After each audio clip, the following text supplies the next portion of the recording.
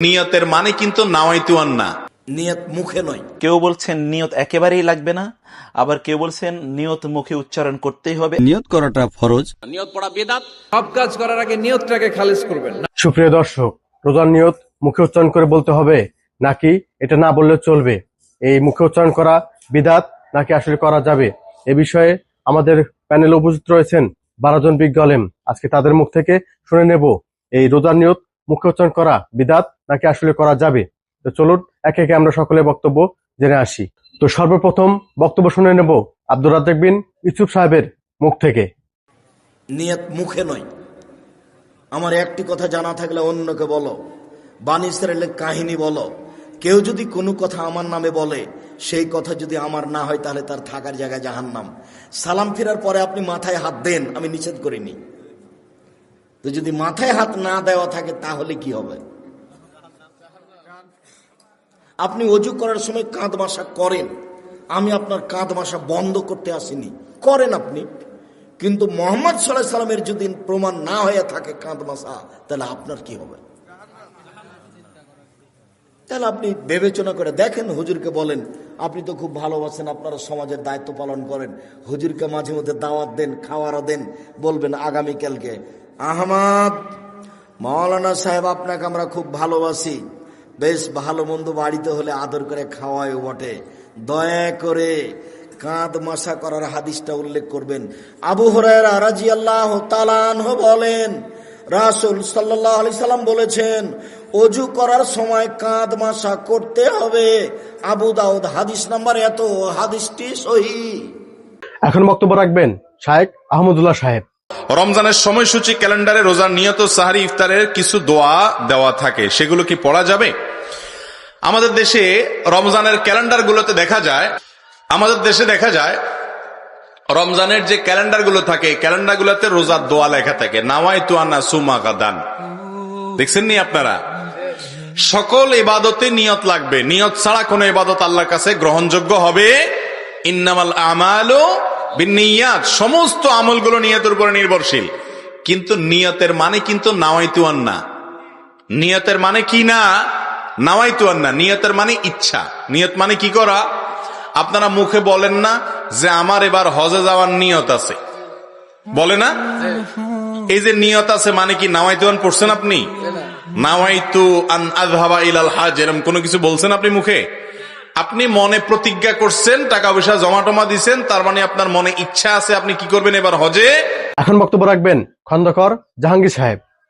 নিয়াত, ইন্নামাল আমালু, নিয়ত ছাড়া কোনো আমল হবে না, তাই না?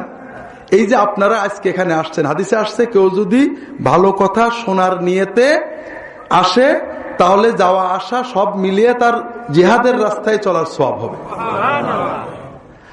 আমার প্রশ্ন হলো, আপনারা যখন বাড়ির থেকে বেরিয়েছিলেন তখন কি বলেছিলেন নাওয়াইতু আন আযহাবা ইলা বনপাড়া বাজার লিআস্তাম?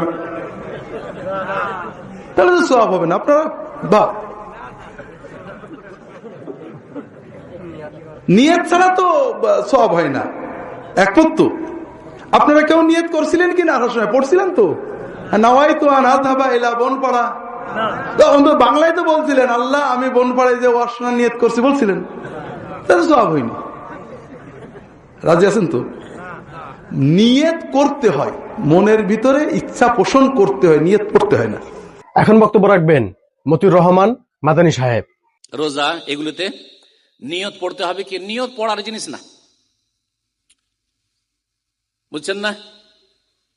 আতর, আতর বুঝছেন তো? সুগন্ধি, সুগন্ধি খাওয়ার জিনিস না শোঙার জিনিস? কেউ যদি খায় মুখ দিয়ে, তো সুগন্ধি তো খুব দামি জিনিস, তো আমি খেয়ে নি, চলবে? চলবে না, বোঝা গেছে না? তো নিয়তটা হচ্ছে এই কলবের জিনিস, হৃদয় দিয়ে নিয়ত করতে হবে। নিয়ত যারা মুখে করে তারা আতর খাওয়া জাতি, কথা বলছে। অথবা নাকে ভাত রুটি ঢুকায়, কেউ যদি নাকে ভাত রুটি ঢুকায় তো পাগল বলবেন না? ঠিক তেমনি যারা মুখে নামাইতো পড়ে তারা ওই টাইপের আর কি। ইসলাম বুঝে না, বেচারারা অবুঝ, বলছি না তাদের দোষ হচ্ছে ইসলাম বুঝে না, বুঝার চেষ্টা করে, আল্লাহ যেন বুঝার তৌফিক দান করে। বেদাতি কাজ। নিয়ত অন্তর, ইন্নামাল আমালু বিন, নিয়ত করতে হবে, নিয়ত পড়তে হবে না। নিয়ত করতে হবে, নিয়ত পড়তে হবে না। নিয়ত পড়া বেদাত আর নিয়ত করা ফরজ। নিয়ত পড়া হচ্ছে না নিয়ত করা হচ্ছে শর্ত, ফরজ, পূর্ব শর্ত। যে কোনো ইবাদতের আগে আপনার অন্তরে নিয়ত থাকতে হবে, সংকল্প, দৃঢ় সংকল্পের নাম হচ্ছে নিয়ত। এই পর্যায়ে বক্তব্য দেবেন মামুনুল হক সাহেব। হুজুরদের কাছে নামাজের নিয়ত পড়েছিলাম, যেমন নাওয়াইতু আন উসাল্লি আলিল্লাহি তাআলা আরবা রাকাতিন, এমন এই নিয়ত শিখেছি। এখন আবার শুনছি যে নিয়ত মুখে বলা বেদাত, বরং মনে মনে নিয়ত করতে হবে, মুখে পড়তে হবে না। এখন আমি যখন নামাজে দাঁড়াই তখন কিভাবে মনে মনে নিয়ত করব? এই মনে মনে নিয়ত করা সঠিক নিয়ম কি? এই হলো প্রশ্ন এই ভাইয়ের, মোহাম্মদ মহিবুল্লাহ ভাই, মহিবুল্লাহ। তো প্রশ্নের উত্তর হলো যে নিয়ত আসলে আরবিতে বলা হয় তাওয়াজ্জুহুল কলবি নাহওয়াল মাতলুব, অর্থাৎ কোনো একটি উদ্দিষ্ট বস্তুর দিকে নিজের অন্তরের একনিষ্ঠ ইচ্ছা, এটাকেই বলা হয় নিয়ত। অর্থাৎ মনের ইচ্ছা পোষণকে নিয়ত বলা হয়, মুখের উচ্চারণকে নিয়ত বলা হয় না। সুতরাং আমরা যেই প্রচলিত যেই দোয়াগুলো রয়েছে বিভিন্ন নামাজের, নাওয়াইতু আন উসাল্লি আলিল্লাহি বা এই ধরনের গদ বাঁধা যে নিয়তগুলো রয়েছে, এই নিয়তগুলো কোরআন হাদিসে বর্ণিত নিয়ত নয়। এখন বক্তব্য দেবেন আহলে হাদিসের একজন বক্তা। নিয়ত কি? ইন্নামাল আমালু বিন্নিয়াত। নিয়ত হলো অন্তরের পরিকল্পনা। আপনি যে ওযু করছেন, আসরের সালাত আদায় করবেন, এই যে ওটাই নিয়ত হয়ে গেছে। বুঝেননি মনে হয় কথা? নিয়ত মুখে বলছে। এদেশের মানুষ সালাত শুরু করার পূর্বে 8টা বেদাত করে। কয়টা বেদাত? শুরুই করেনি, শুধু প্রস্তুতি নিতে 8টা বেদাত। এক, নিয়ত। এই যে নিয়ত মুখে বললো, কথা বুঝেননি মনে হয়? এই মুখে এভাবে নিয়ত বলা বিদাত। 2, ইমাম সাহেব আলাদা নিয়ত তৈরি করেছে, বলছে আনা ইমামু হাদারা অমাইহাদুরুন, আমি উপস্থিত অনুপস্থিত সবার ইমামতি করছি। এটা কোনো জাল দলিলেও নাই, আপনার হুজুর তৈরি করেছে। এখন বক্তব্য দেবেন আরিফ বিন হাবিব সাহেব। আমলের প্রতিদান বিশুদ্ধ নিয়তের সাথে। আজকে এশা যারা পড়ছেন, বাসা থেকে কোন নিয়তে বেরিয়েছেন? এশা পড়ার নিয়তে নাকি ফজর?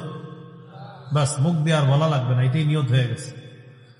আমাদের দেশের মানুষরা যতই নামাজের নিয়ত মুখ দিয়ে বলা লাগবে না, যতই বলতেছে, কিন্তু এরপরে জানাজা আর ঈদের নামাজে দাঁড়ানোর পর ইমাম সাহেব, হুজুর ওই জানাজার নামাজের নিয়তটা একটু বলেন তো। বলতেছি কি মুখ দিয়ে? কোন নামাজের?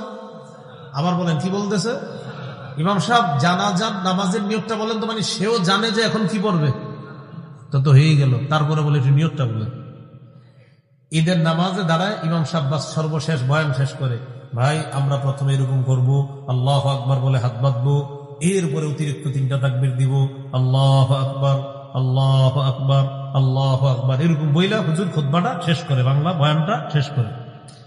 তো শেষ করার পর যখন হুজুর এখন নামাজ পড়বে, এই টাইমে কয়েকজন মুসল্লি পিছন দিয়ে, হুজুর ঈদের নামাজের নিয়তটা বলেন। কি বলতেছে? কি নামাজের? তো সে জানে কোন নামাজের, তো হয়ে গেল ঈদের নামাজ। তো এরপরে বলে নিয়তটা বলেন।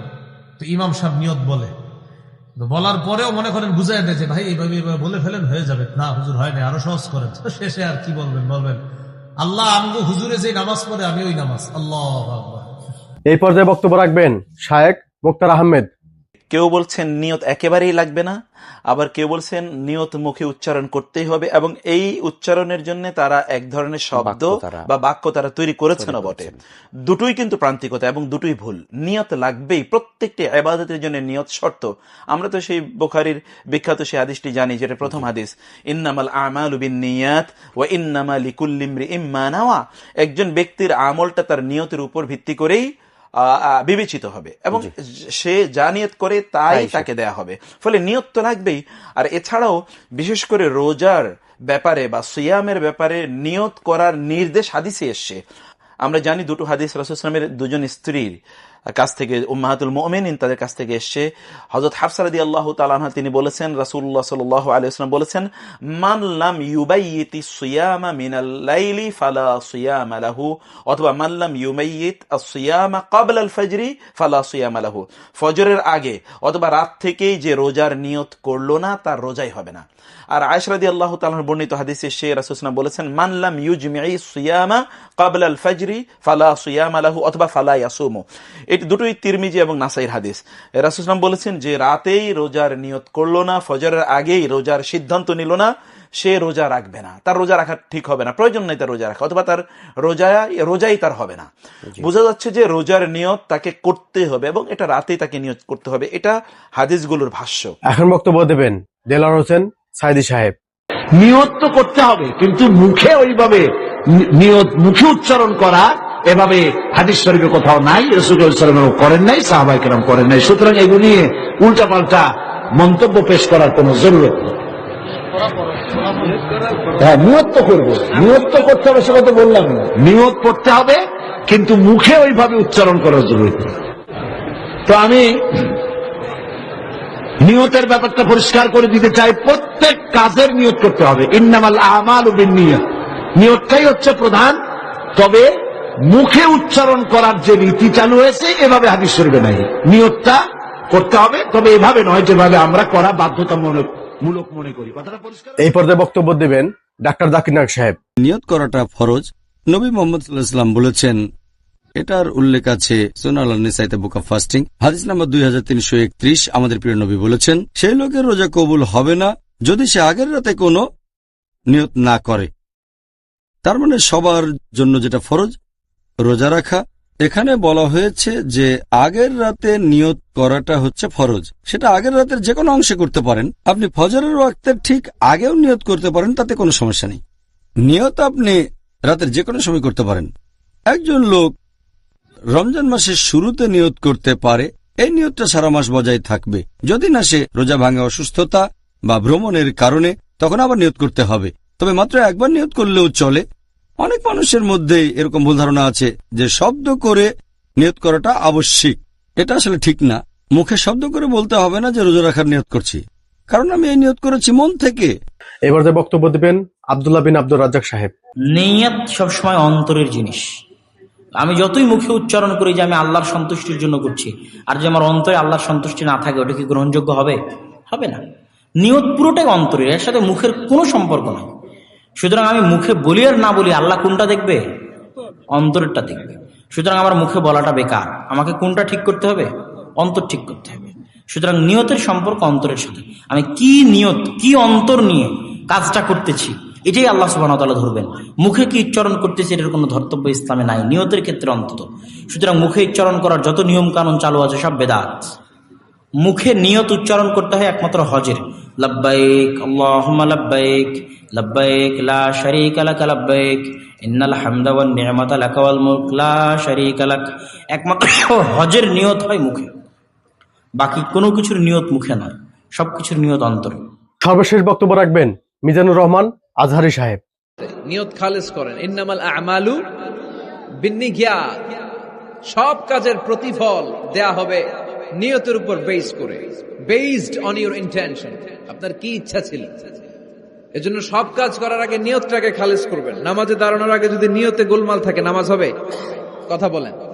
আপনি যদি লোক দেখানোর জন্য সালাত পড়েন হবে? মানুষে আপনারে আলহাজ ডাকবে, এজন্য যদি হজ করেন কবুল হবে?